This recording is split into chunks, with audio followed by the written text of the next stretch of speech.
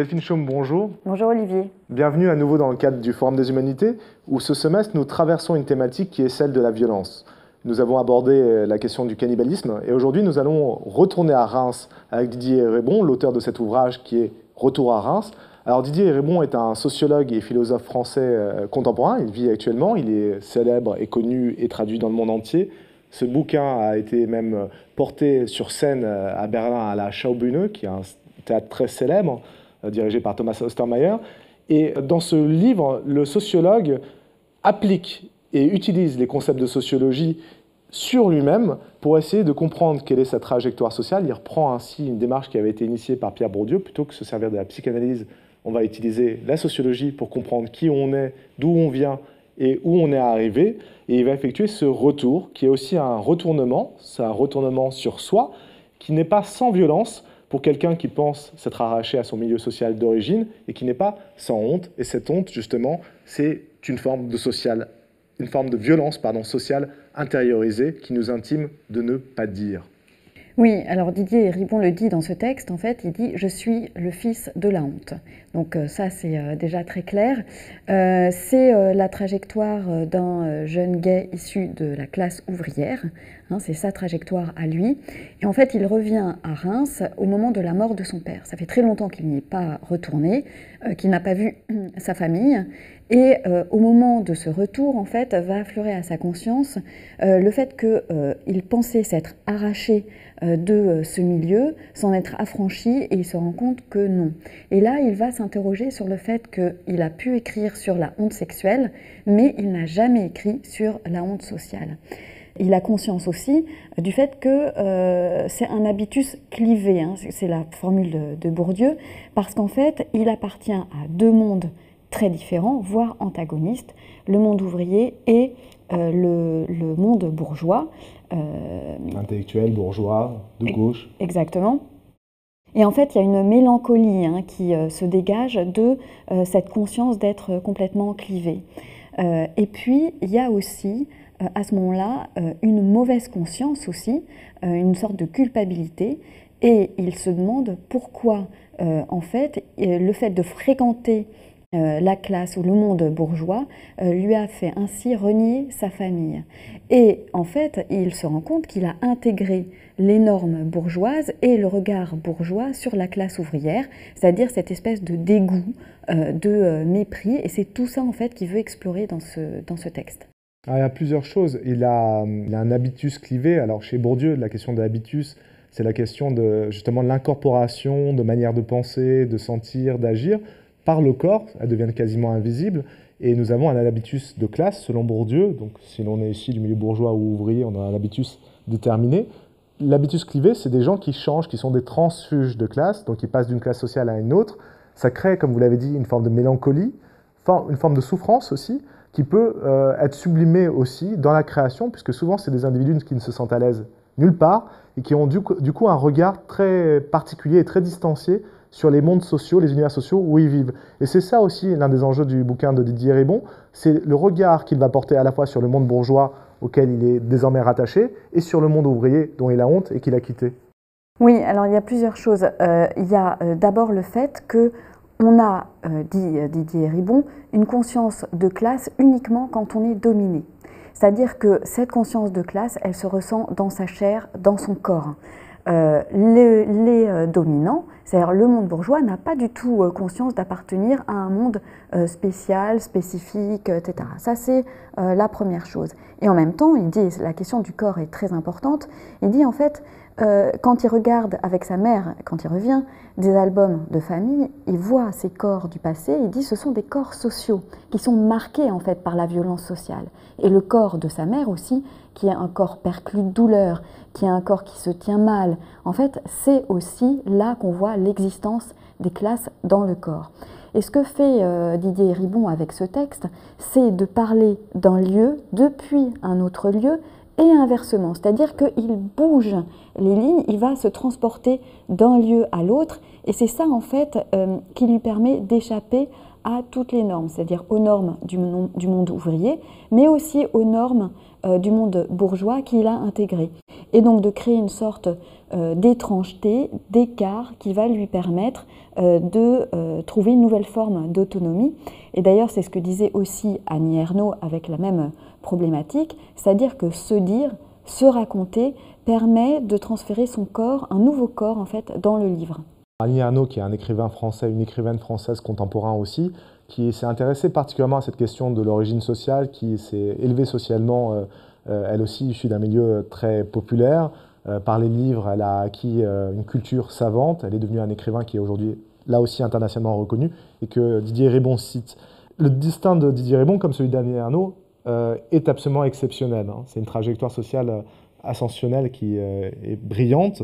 Vous l'avez dit, par le milieu dont il est issu, il n'aurait pas dû rêver d'horizons aussi lointains. Il est arrivé à s'émanciper, à créer ce cadre-là. Et c'est peut-être ça la conscience de classe, c'est qu'on a conscience d'appartenir à une classe, donc à la classe ouvrière en l'occurrence, quand on voit à quel point l'horizon est bouché et quand on voit l'absence de moyens de sortir de là où on est. Pour la bourgeoisie, dans la lecture bourdieusienne, on a des capitaux, donc on a beaucoup plus de possibilités et donc on peut avoir une vision beaucoup plus universaliste qu'on étend aux autres. C'est quand on a empêché qu'on voit. Ce qui permet de montrer quelque chose, sa position singulière, venue du monde ouvrier et qui a rejoint le monde bourgeois, c'est que les rapports de classe existent, et les rapports de classe, cette distinction entre classes sociales, est porteur d'une violence bien réelle dans le monde social, qui a structuré aussi la politique pendant fort longtemps, avec un parti communiste qui était fort et qui était porte-parole de cette classe ouvrière. Oui, alors ça, effectivement, Didier Ribon revient sur le positionnement politique, enfin plus exactement l'adhésion politique du monde ouvrier, donc à travers en fait l'histoire de sa famille. C'est une adhésion qui est évidente pour sa famille. Alors c'est pas du tout, on regarde pas vers l'URSS, on n'attend pas que le régime soviétique s'installe en France, bien évidemment. C'est beaucoup plus immédiat et beaucoup plus concret comme adhésion, c'est-à-dire que on s'élève contre ce qu'on subit dans sa vie quotidienne. Donc c'est un vote de protestation, et c'est aussi parce que le monde est là aussi clivé et séparé en deux, ceux qui sont pour la classe ouvrière et ceux qui sont contre la classe ouvrière. Et d'une certaine manière, en fait, c'est les individus en adhérant au vote communiste permettent de dépasser ce qu'ils sont en tant qu'individus et créer une sorte de fierté d'identité de classe. C'est comme ça qu'ils acquièrent cette fierté de classe. Donc Didier Ribon dit que finalement c'est un vote, une affirmation positive de son identité sociale. Tout bascule en fait au moment donc, de l'élection de Mitterrand, et là il y a une mutation. 1981, l'espoir communiste, l'alliance entre le Parti communiste et le Parti socialiste. Voilà, exactement. Et donc il y a une mutation de la gauche socialiste qui va promouvoir des intellectuels néoconservateurs dans lesquels en fait la classe ouvrière ne va plus se reconnaître du tout. Et c'est par exemple le père de Didier Ribon qui, en voyant des étudiants trotskistes, dit à son fils, lui-même trotskiste à ce moment-là, ah mais ils veulent nous faire certaines choses et puis dans 10 ans c'est eux qui vont nous commander et qui vont nous dire ce qu'il faut faire. Voilà. Donc il y a cette espèce de fracture à ce moment-là, et donc ils vont refuser, enfin le monde ouvrier va refuser de se laisser déposséder par des porte-paroles dans lesquels ils ne se reconnaissent plus, et ils vont chercher d'autres porte-paroles, et ça va être ceux de l'extrême droite. Et là, l'analyse de Didier Ribon est très intéressante, parce qu'il dit en fait, à ce moment-là, c'est un vote qui va être différent, beaucoup moins fidèle, plus intermittent, nié ou au moins dissimulé. Et donc là, en fait, c'est plus une affirmation positive de la classe sociale, mais une affirmation négative de la classe sociale. C'est-à-dire que en silence, on va tenter de protéger ce qui reste de cette identité de classe qui est ignorée. Parce qu'à ce moment-là, plus personne, le regard en fait sur le monde social a changé, plus personne ne regarde la classe ouvrière, excepté l'extrême droite. Donc c'est ça qui est très intéressant. Et du coup, en fait, le nous de la classe ouvrière va devenir un nous, les Français, contre nous, les étrangers. Parce que Didier Eribon parle aussi du racisme spontané de la classe ouvrière. Qui se voit au moment de la guerre d'Algérie, c'est-à-dire ce regard un peu condescendant, méprisant de la classe ouvrière française sur les travailleurs issus du Maghreb, et alors qui va être exacerbé au moment du regroupement familial, etc.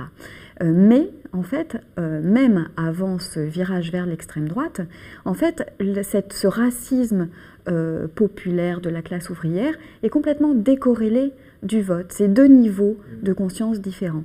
Et en tout cas, ce que note Didier Eribon, c'est que l'adhésion au Parti communiste et l'adhésion à l'extrême droite et donc après au Front National, c'est deux manières radicalement différentes de se constituer sujet politique.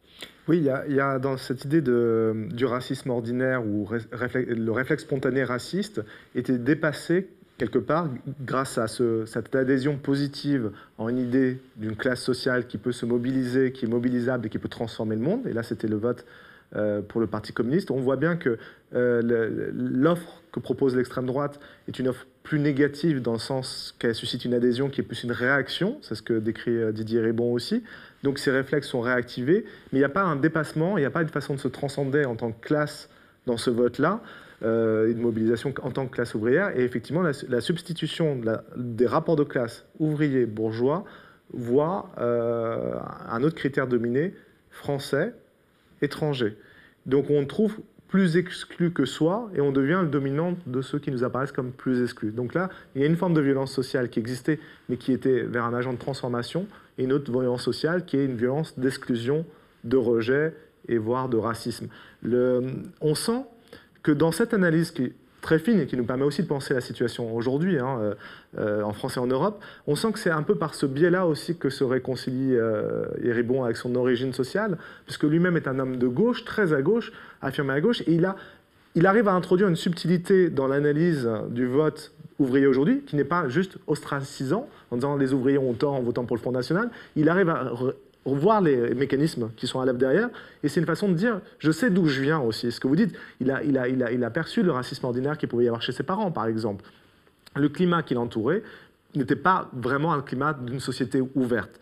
Et c'est aussi la question, du coup, qui est la question de l'homosexualité qui va revenir, puisqu'il a grandi donc à Reims, et il le dit, j'ai grandi dans la ville de l'insulte. Donc c'est ça l'environnement, cette violence-là, pour tout ce qui n'est pas perçu comme normal.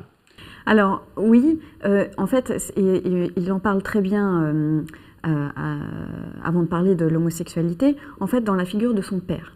Son père qu'il déteste, mais il se rend compte en fait qu'il déteste moins la personne que ce que la violence sociale a fait de son père. Il raconte ce qu'il appelle une scène primitive où tout petit, avec ses frères et sa mère, un soir, le père rentre, ivre, et là, il va fracasser toutes les bouteilles qui lui tombent sous la main contre le mur. Et en fait, c'est moins ce père-là qu'il déteste, qu'il prend en horreur, que le décor social qui permet de telles scènes, en fait. Mais c'est aussi le rapport entre ses parents, la violence verbale, les scènes de ménage, les cris incessants. Et d'ailleurs, c'est moins son père qui est violent envers sa mère que sa mère qui est violente, physiquement, contre le père. Et d'ailleurs, c'est elle qui va le blesser en lui cassant deux côtes parce qu'elle lui balance à la tête un objet ménager. Dans la même scène primitive. Voilà. Et donc, en fait, c'est effectivement ce décor social, cette violence sociale qui s'exerce, qu'il prend en horreur, en fait. Sa mère, justement, elle est intéressante aussi parce qu'elle était visiblement assez brillante et scolairement, elle aurait pu aspirer à beaucoup. Elle a dû renoncer à ses études, justement, par le manque d'horizon que lui procure le monde ouvrier. Et elle a à la fois beaucoup reporté sur son fils, qui s'est avéré brillant à l'école, mais avec ce rapport toujours ambivalent. Et là, on voit toute la question de la reproduction sociale via l'école, de la légitimité du savoir qui est acquis par la culture scolaire. Plus il progresse dans ses études, plus d'une certaine façon, il devient traître à sa classe sociale, parce qu'il ne rapporte pas d'argent déjà. C'est-à-dire que ça devient une sorte d'enfant gâté, enfin on pourrait le voir comme ça. Et sa mère le soupçonne d'être condescendant et arrogant parce qu'il a acquis culture qu'elle n'a pas. On voit cette violence, elle est terrible. Les deux mondes rentrent non pas dans une logique d'accord ou de cohésion pour grandir ensemble, mais là, ils rentrent en conflit. Oui, alors l'école, c'est vraiment le lieu de cristallisation de cette violence sociale. Et donc ça, c'est une très belle formule de Didier Ribon, c'est l'inégalité des possibles. Les femmes, enfin les hommes aussi d'ailleurs, de la classe ouvrière, et c'est ce qu'il a entendu aussi dans sa famille très souvent, à l'école, c'est pas pour moi. Et dans cette phrase, en fait, il y a tout un système d'exclusion, de domination qui s'entend, qui est dû au déterminisme social. C'est-à-dire que l'élimination de l'école, c'est une auto-élimination qui va même être revendiquée comme un choix par la suite, alors qu'en fait c'est uniquement dû au déterminisme social. Et en fait, il explique bien qu'il y a une frontière infranchissable, une étanchéité entre deux mondes, donc le monde de la classe ouvrière et le monde bourgeois. Et dans chacun de ces deux mondes, il y a la perception de ce qu'on peut être et de ce qu'on peut devenir. Et c'est ça l'inégalité des possibles. Alors, effectivement, sa mère va tout faire pour que lui fasse des études, au moins aille au lycée, ce qui n'est pas le cas de ses frères qui ont arrêté l'école à 16 ans. Il va au lycée, mais il se rend compte à quel point en fait il appartient à la classe ouvrière. Il y a la crudité verbale des gens du peuple, comme il le dit. Il y a une espèce d'indocilité ou de résistance spontanée à l'école.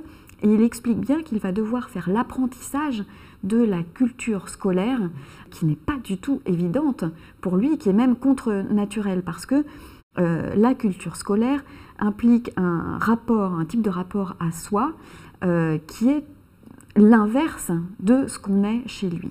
Et donc, il va y avoir un choix qui va surgir devant lui, s'exclure de cette culture scolaire ou s'exclure de sa famille. Donc résister, il le dit, c'est sa formule, résister, c'était me perdre, me soumettre, donc me soumettre à cette culture scolaire, c'était me sauver. Donc il y a ça d'une part, donc c'est extraordinairement violent, et en plus c'est une violence dont il n'a pas forcément conscience, mais qu'il subit avec son consentement quand même. Donc ça c'est une première chose, et puis après quand il arrive au lycée, en fait il se rend compte qu'il n'a pas du tout le même rapport à la culture aussi, la culture livresque, etc. Et qu'il est un intrus. C'est-à-dire qu'il a un ami qu'il désire aussi sexuellement, ses premiers émois, qu'il admire, voilà, et qui lui parle de ses expériences cinématographiques, ses expériences de lecture, comme si Didier et Ribon avaient eu les mêmes. C'est-à-dire qu'il ne s'interroge pas du tout sur l'individu déterminé qu'est Didier et Ribon. Et il dit, en fait, il était extraordinairement blessant et cruel sans le savoir, parce que lui court toujours derrière cette culture qu'il n'a pas. Et il va complètement se réinventer, c'est-à-dire qu'il va changer sa voix, ses intonations, son corps, pour ne plus ressembler aux gens du peuple, ou à ceux du milieu ouvrier, mais pour adhérer aux normes de la classe bourgeoise. Et il y a une scène qui décrit, qui est très forte, et là on revient à la question familiale de la mère, etc.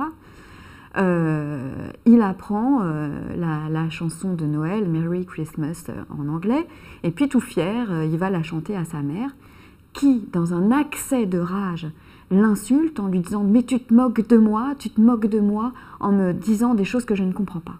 Oui, c'est exactement ça. Et là, on voit la rupture qui est consommée entre l'environnement familial et Didier Ribon, et cette transformation de ce sentiment envers eux en sentiment de honte qui va se creuser encore plus, évidemment, quand il va quitter Reims pour aller à Paris. Alors, comme on vient de le comprendre, c'est quelqu'un qui s'est soumis finalement à l'enseignement scolaire, qui a intériorisé et intégré les règles, donc qui a pu répondre aux attentes du milieu universitaire, quoique, parce qu'il y a eu aussi des accidents, il le raconte très bien, déjà l'espèce de barrière symbolique qu'est la thèse, ou les concours d'entrée à l'école normale supérieure, qui, sur quelqu'un qui vient d'un milieu populaire, vont exercer une vraie forme de ségrégation, en fait, même psychologique. Il va monter à Paris pour poursuivre ses études, mais aussi dans le désir de s'émanciper de cet environnement qui était pesant que je décrivais tout à l'heure. On l'a vu, la question du désir, la question du savoir est extrêmement reliée. Ça pourrait faire penser à Foucault, sur lequel il a beaucoup écrit d'ailleurs, et dont ils sont très proches.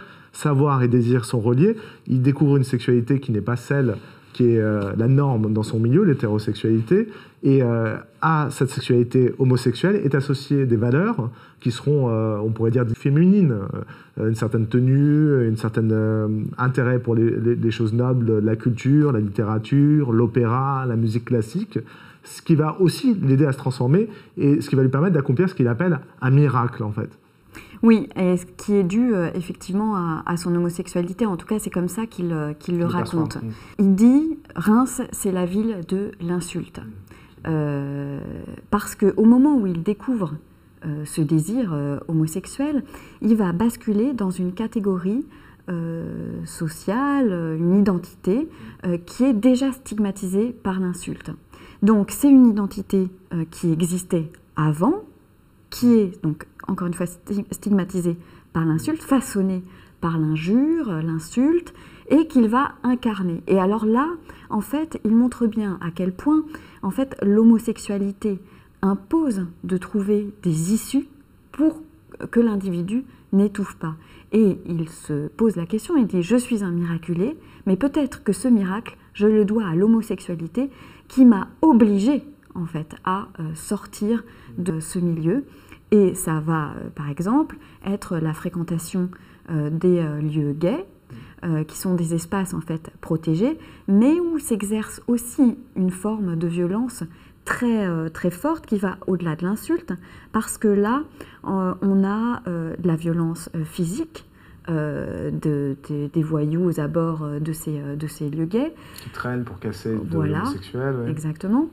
Les descentes de police, avec les sarcasmes, les propos menaçants, etc. Enfin, toute cette forme de violence.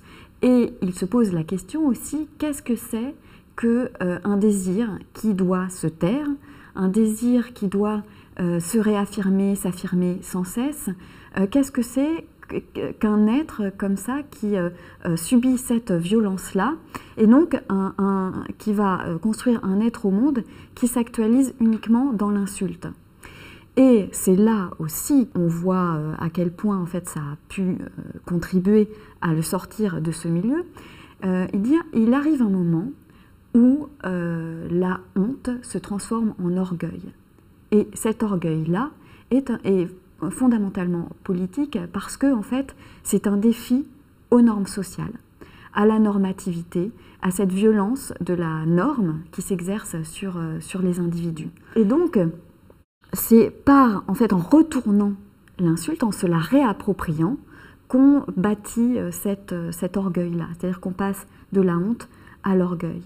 Mais on oscille toujours, dit Didier Ribon, entre la signification blessante de l'insulte et sa réappropriation orgueilleuse. Et donc, finalement, c'est un travail sur soi qui ne se termine jamais, qui n'a pas de fin, parce qu'on ne s'invente pas, on ne se crée pas, on peut se réinventer ou se recréer ou se reformuler, mais ça sans cesse. Et donc, c'est là un être au monde qui se réinvente en permanence. J'aime beaucoup l'idée de se reformuler, parce qu'on se reformule à l'oral, on se reformule à l'écrit. L'écriture joue un rôle très important dans la trajectoire de Didier Ribon. Elle vient presque en complément de cette affirmation orgueilleuse de soi, puisque la question gay va être au cœur de sa pensée, de ses réflexions sur la question gay, et j'en passe.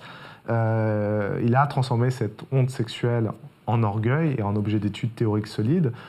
Finalement, il a fait la moitié du chemin dans ce chemin de réinvention, puisqu'il y avait la honte sociale, qui est l'acte moteur de ce livre Retour à Reims, en disant voilà, j'ai fait une partie du travail, mais j'ai presque affirmé cette identité gay contre l'identité sociale d'origine. Et en fait, la question de l'émancipation, elle revient, parce qu'on ne peut pas faire l'impasse sur ce qu'on est tout le temps, on y revient toujours, notamment lors d'un décès où on voit ce qu'on doit au milieu et à ceux qui nous ont façonnés. Mais l'écriture est peut-être le meilleur moyen à la fois de revenir sur son passé et trouver ce chemin vers l'émancipation et vers la construction de sa subjectivité et de son jeu JE. Oui, c'est surtout la postérité de ce texte et la manière en fait dont l'écriture de Didier Ribon peut parler à d'autres. Et là, on le voit avec Édouard Louis, hein, qui a préfacé aussi ce texte de Didier Ribon, où en fait, Édouard Louis dit à quel point, en fait, la lecture de ce texte a changé sa vie. Alors pour rappel, Édouard Louis a écrit un livre qui s'appelle « Pour en finir avec Eddie Bellegueule », qui est très inspiré, très largement inspiré du bouquin de Didier Ribon, sous une forme peut-être plus de récit, avec de la sociologie certes, mais de façon moins appuyée que Didier Ribon, donc un peu plus accessible aussi, qui a eu un succès phénoménal, il faut le dire, puisque c'était un auteur qui était inconnu de tous et qui débarque sur la scène littéraire avec un succès considérable et qui reprend exactement les mêmes problématiques. Donc il s'est reconnu dans le livre de Didier Ribon et ça lui a ouvert un chemin qui n'existait pas autrefois. C'est ça, c'est peut-être ce qui a fait d'Édouard Louis un miraculé à son tour. Ouais. Et il y a dans la réception qu'il y a eu de l'œuvre de Didier Ribon, j'ai lu une interview de Didier Ribon où il raconte ça, c'est qu'on lui a beaucoup dit, mais votre bouquin est incroyablement violent. Oui, il est violent, mais c'est presque... Il faut faire attention quand on emploie ce terme-là vis-à-vis d'un texte comme ça, c'est ce que ce texte décrit qui est violent. Ce n'est pas le texte qui est violent, c'est le monde social et sa violence qui est restituée, la violence à la fois corporelle, la violence matérielle, les conditions économiques par exemple, mais aussi toute cette violence symbolique, disait Bourdieu, cette violence qui est invisible et qui est intériorisée par les dominés et qui arrive à faire ressurgir grâce à des déplacements, le regard des parents qui le regardent lui, grâce à lui qui voit ce qu'il est devenu repensant à celui qu'il était autrefois, grâce même à la lecture historique de cette classe ouvrière qui se cherche une identité. On voit toutes ces formes de violence s'exprimant, parfois de façon constructive, parfois de façon terriblement destructive. Oui, parce que, par exemple, autant il éprouve un dégoût pour la classe ouvrière dont il vient, il éprouve aussi un dégoût qui n'est pas moins fort pour le monde bourgeois et ces humiliations permanentes qu'exercent les dominants sur les dominés, quelle que soit d'ailleurs la classe. Et donc, finalement, il y a cette notion de dégoût qui traverse tout le texte, parce que la violence, en fait, c'est aussi quand on l'exerce, quand elle provient de soi et qu'on l'exerce sur soi, et c'est ce que montre très bien Didier Ribon. Le dégoût, c'est une réaction du corps qu'on ne peut pas maîtriser. On dégoûte, on ne peut pas se dire « je ne veux pas être dégoûté ». Elle est impulsive, elle est là, elle est déjà présente. Je vous propose de nous arrêter sur ce dégoût. Delphine Chaume, merci beaucoup. Merci Olivier.